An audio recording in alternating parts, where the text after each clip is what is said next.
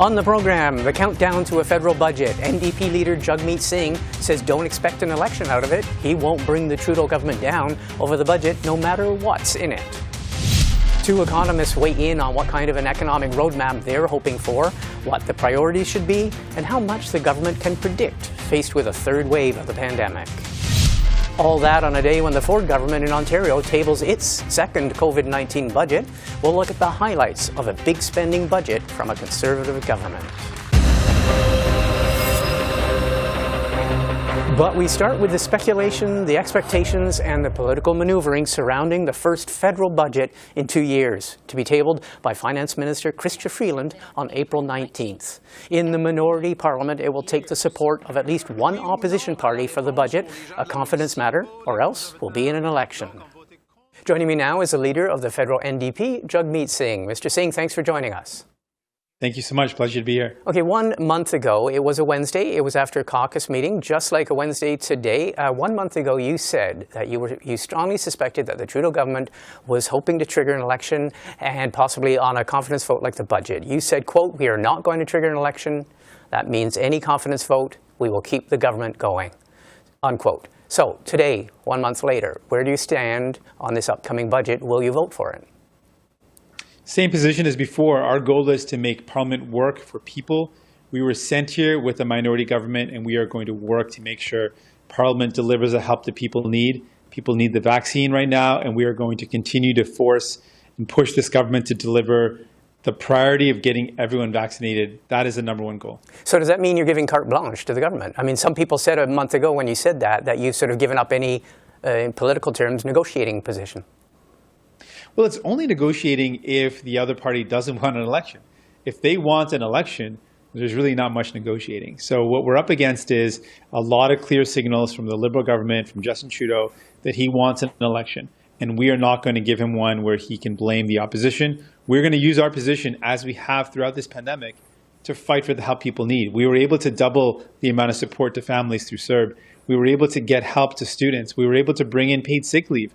These are all things New Democrats fought for and won for people that happened outside of budgets, didn't happen in confidence votes, but they happened throughout Parliament. That's what we're going to focus on doing. So there is nothing in this budget that could make you not vote for the budget? Well, again, it's a matter of priorities. And for us, we don't think this is the time to go to an election. When we've got vaccines on the horizon and people want to get vaccinated, when we've got variants that have upset the election in Newfoundland and Labrador 3 times. We believe the right thing to do right now is to get everyone vaccinated and not to have an election. So we are not going to trigger an election. We're going to fight for Canadians and deliver the help that they need. Is there a political risk to that? I mean, could some of your constituencies say you're basically giving the carte blanche to the government? Well, not at all. Again, if a government wants to work with us and deliver the help that Canadians need, we've been here from the beginning to do that. But if the government's looking for an excuse to go to an election, they're not looking to negotiate, they're looking for an election. And we're not going to give them one in a time when Canadians are worried. I was thinking about my parents, and if my parents get a vaccine, how much I would breathe a sigh of relief. And I know many, many Canadians feel the same way. They want to know that their vulnerable loved ones are safe and are vaccinated. That's what Canadians are worried about right now. Okay, there was another interesting question put to you at a press conference this morning, or at a scrum this morning, and that is if there is this issue, and as we know, of the pandemic and of health concerns, in terms of purely health COVID concerns, when will be a safe time in terms of public health to have an election? Well, the 2 major things we have to look at: public health advice when it comes to making decisions. And secondly, I think the easiest and obvious answer is when everyone's vaccinated. At least at that point, we know that people will be protected from the most severe symptoms of an infection. So that's important. Everyone being vaccinated, following public health guidelines should be the 2 ways we base our decision making. And really, even after that's achieved, I'm still going to find ways to make Parliament work, because that's what people sent me here to do. I'm not trying to find the calculus around when is it best for me to go to an election. I'm trying to get help to people in their time of need, and that will always be my goal. Okay, I want to ask you about another issue which is big today, and that is reports from both the European Union as well as from India. Once again, questions being raised about the reliability of our source of vaccines. The EU is again talking about being vigilant in terms of assessing exports of its vaccines. We get vaccines from Europe, from Belgium and from Spain, but especially the AstraZeneca vaccine. There's also questions about India, and India, which is reportedly saying it's concerned about its domestic need for vaccines and it's reevaluating some of its exports. How concerned should Canadians be about vaccine supply for Canada? Sadly, very concerned. And this is something that is very much a Liberal government failure. And I take no pleasure in saying that. In fact, I'm sad to say this. I want the vaccine to succeed. I want Canadians to trust in the vaccine, and I want them to take it. But the reality is, because the Liberal government failed to secure the local domestic capacity to produce vaccines, we will always be at the whims and uncertainty of international logistics and production.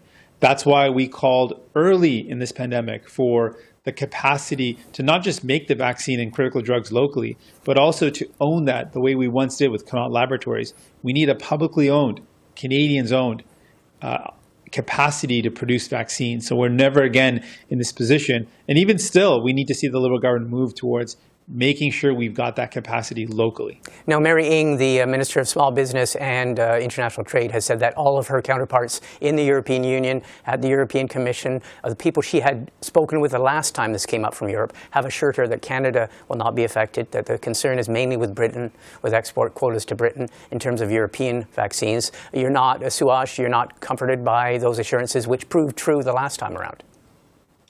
Well, really what's going on now is this ongoing uncertainty that really erodes public trust, and that's why I'm worried about it. Anytime there's delays, anytime that the vaccine doesn't come on time, it means more Canadians start to doubt whether this is actually going to work. And any public trust that is eroded means less people might take the vaccine. And that to me is a big problem. And that's why I have to continue to focus on how important it is for us to be able to produce this vaccine here in Canada. We're one of the world's largest economies. There is no justification or excuse why the Liberal government couldn't make the right decisions to make sure we had that capacity in the first place. Right at the beginning of this pandemic, when we knew it was a problem, steps should have been taken then. The UK did something very similar, and now they have local capacity. They weren't in the same position. They were in the same position as Canada, didn't have that local capacity. They ramped up. Canada needs to make this a priority. Okay, well, listen, I want to thank you very much for speaking with us. Thank you, sir. Joining me now to look at what we might expect in the April 19th budget to be delivered by Finance Minister Chrystia Freeland are two economists and avid federal budget watchers. Ian Lee is an associate professor at the Sprott School of Business at Carleton University, and D.T. Cochrane is an economist with the Canadian Centre for Tax Fairness. Both of you, thanks for joining us. Pleasure. Thanks for having me.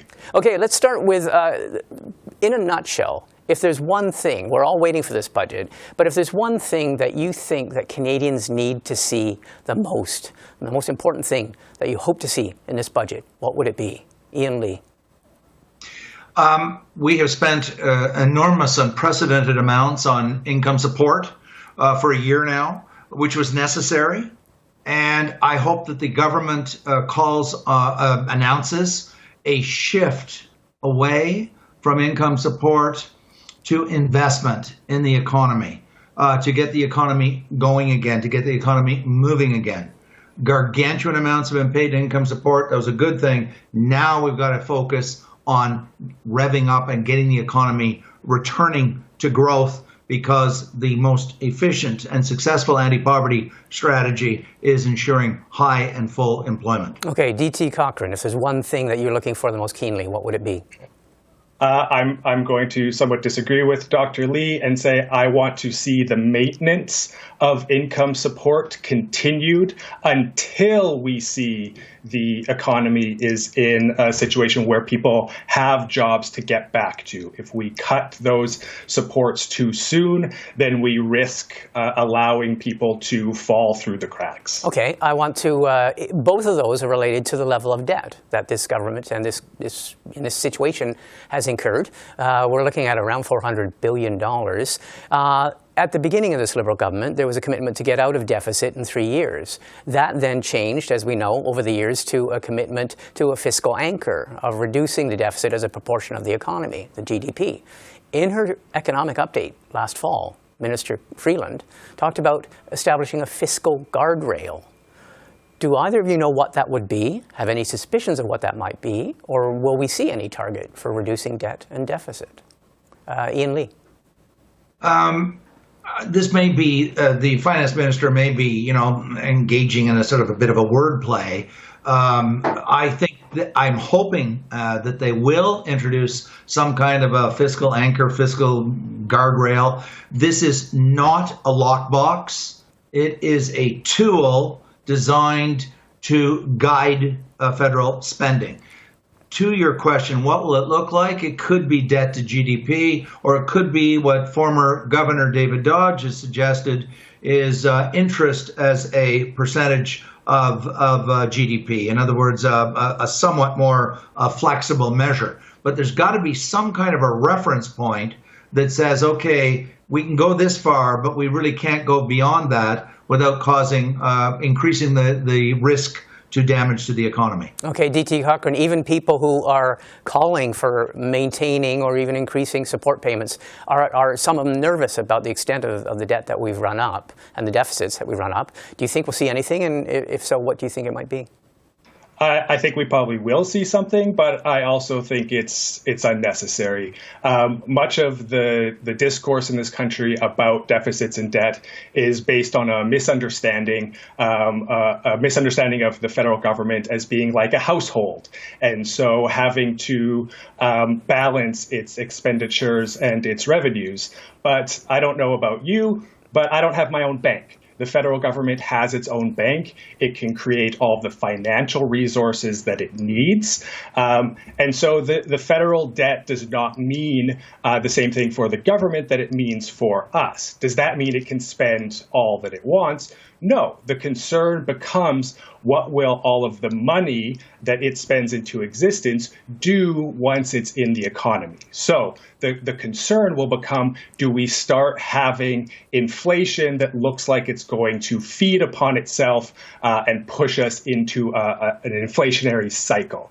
We are a long way away from that. And so imposing some sort of artificial limits just unnecessarily handcuffs the government from providing the kind of financial resources that it needs in order to assist with this economic recovery. Okay, Ian Lee, you mentioned that in your opinion, you'd like to see the government moving away from support payments. The Parliamentary Budget Officer, Yves Giroux, released a forecast in which he sees that happening. He says the government support to individuals, which was $122 billion in this first year of the pandemic, he sees it dropping by about 86%. Do you think that is a given, or we are facing a third wave of the pandemic? We're really making guesstimates about the future. I'm not as pessimistic about a third wave.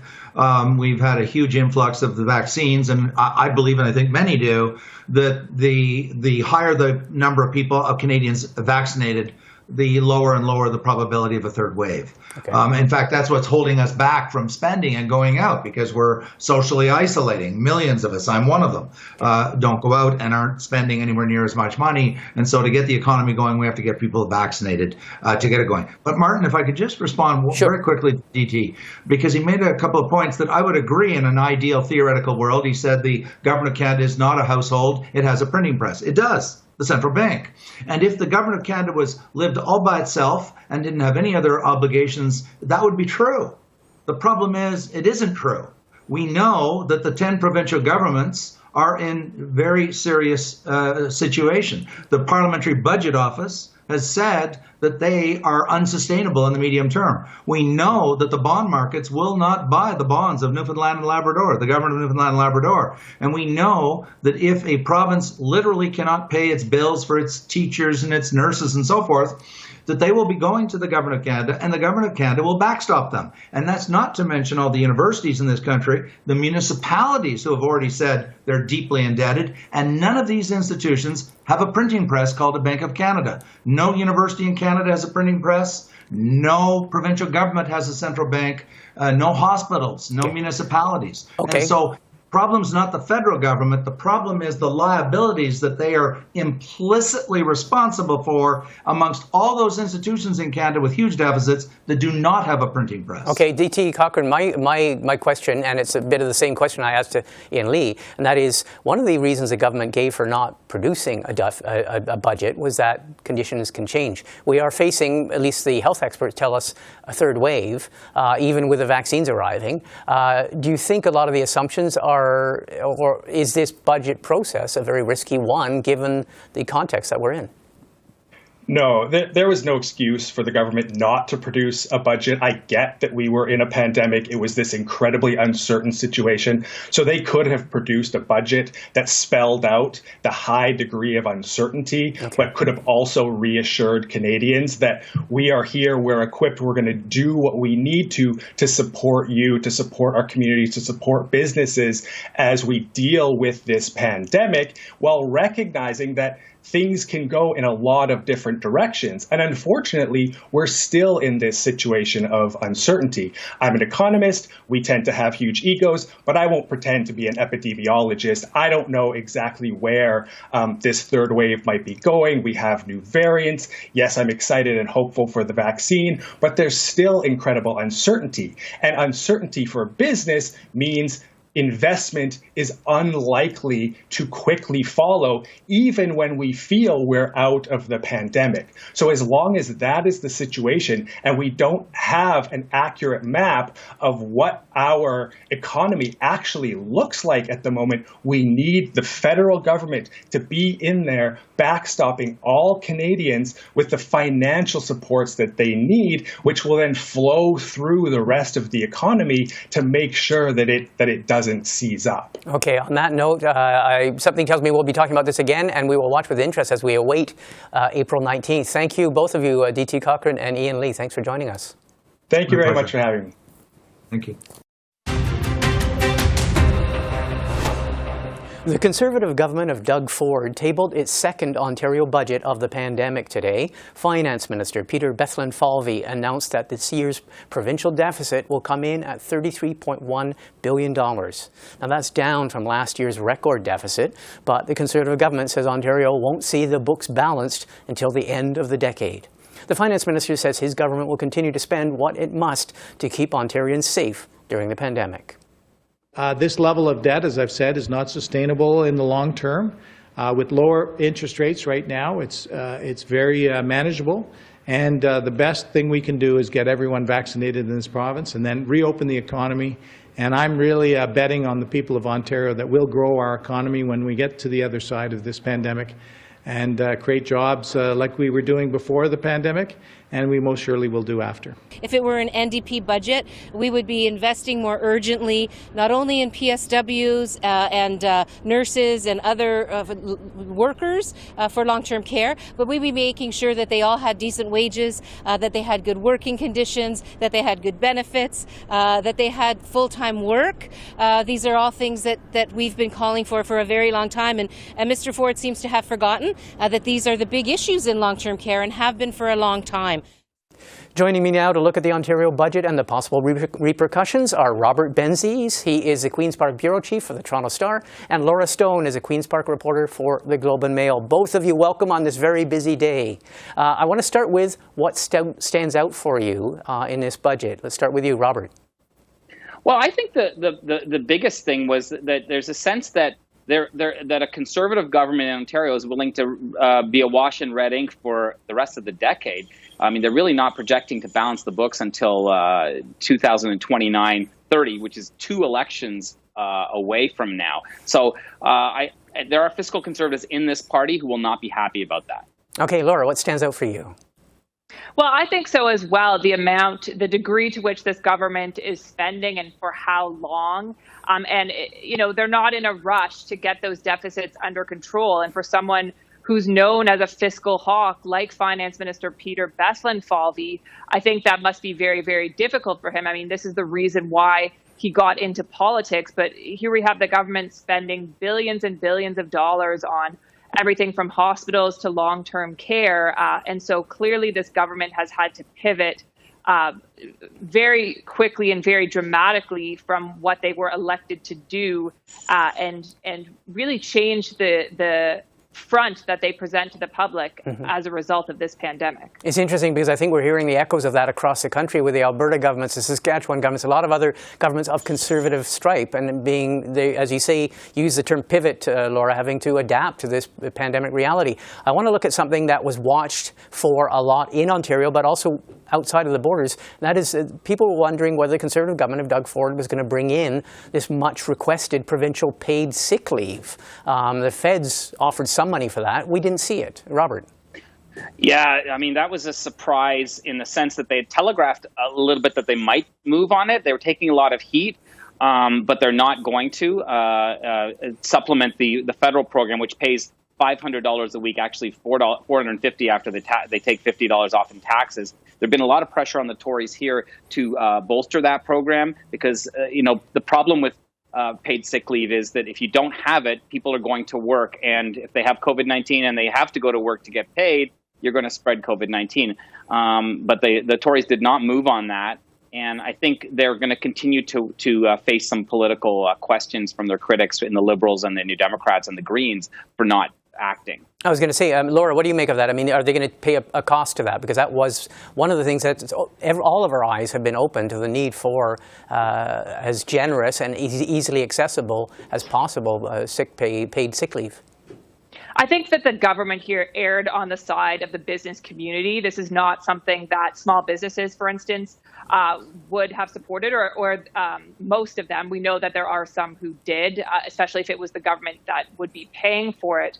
But I think you did see this government make some very pro-business moves in terms of investing in testing and contact tracing, for instance. I think that is really called on by the business community in order to reopen the economy and to use some of these rapid tests and other initiatives to breed confidence in our healthcare capacity and to get that economy back open. I'm not surprised that they didn't move on sick pay. They have just resisted it every step of the way. And Premier Ford himself has called it double dipping with that federal program.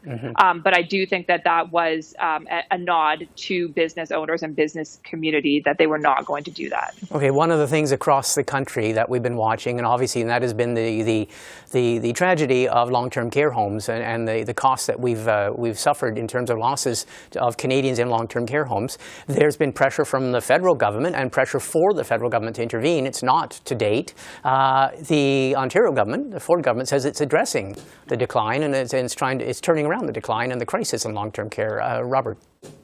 Well, they're promising to build 30,000 long-term care beds in publicly controlled long-term care homes because a lot of the problems they've been in privately owned homes here in Ontario. And remember, about 57% of Ontario's 7,200 deaths have been in long-term care homes from COVID-19. So there's been a lot of pressure on that. Peter Bethlenfalvy today reminded the legislature that the previous Liberal government in its last term only built a few hundred beds, and they're promising 30,000. But that's still a very small amount compared to the demand. Laura, anything else you were watching for? I mean, I was going to say that both of you said that this is a conservative government, the Ford government, but which has accepted that it's going to be until the end of the decade that they'll be dealing with it before the budget's balanced. But at the same time, we heard some people praising the government, saying, well, compared to Alberta and maybe even what we'll see in the federal government, they have a roadmap, that there is a date for when the books will be balanced. They do, and I suspect that next year, before the provincial budget, things are going to look a lot rosier. And if I was in the government's position, I would want to seem a little less optimistic this year and a lot more optimistic next year. But we still have criticisms from the opposition parties that the government is not investing enough in long-term programs such as education. We don't see a big boost to spending here, and we've heard the government talk a big game about women in the workforce, the she session of this pandemic, but we don't see a lot of of major policy moves in order to address that. There were some reports in some quarters suggesting that the government might have moved forward a bit more. You talked about women in the workforce in the She Session. Robert, there were some suggestions that the government might have been interested in boosting childcare, increasing childcare programs.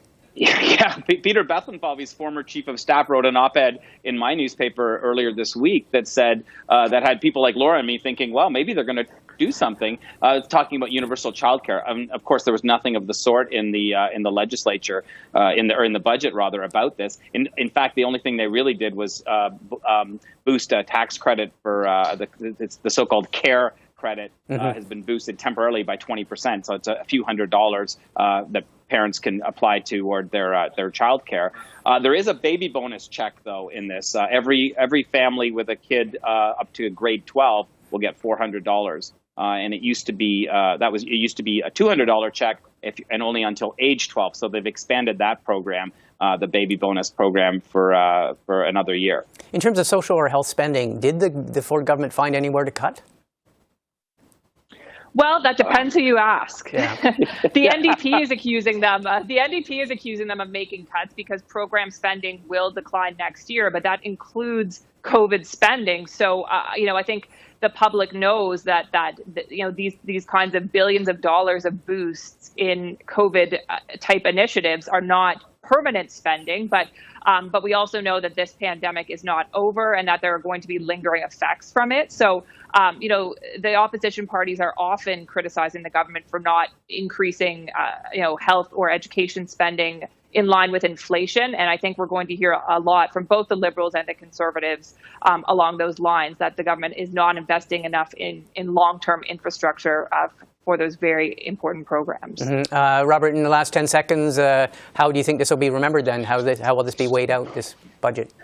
Well, Laura's right. There's an election in Ontario next year, so they're really going to have to figure out a theme for what that's going to be. I understand they're spending money like it's just been invented because they have to spend the money because of the pandemic, but they're really going to have to figure out what the narrative they take to the public is in next year's election. Okay. Well, listen, both of you, I want to thank you for weighing in and helping us out, helping us through this on a very busy day filing. Thanks a lot. Thanks so much. Well, that's all the time we have for this edition of Primetime Politics. From all of us here at CPAC, thanks for watching. I'm Martin Stringer.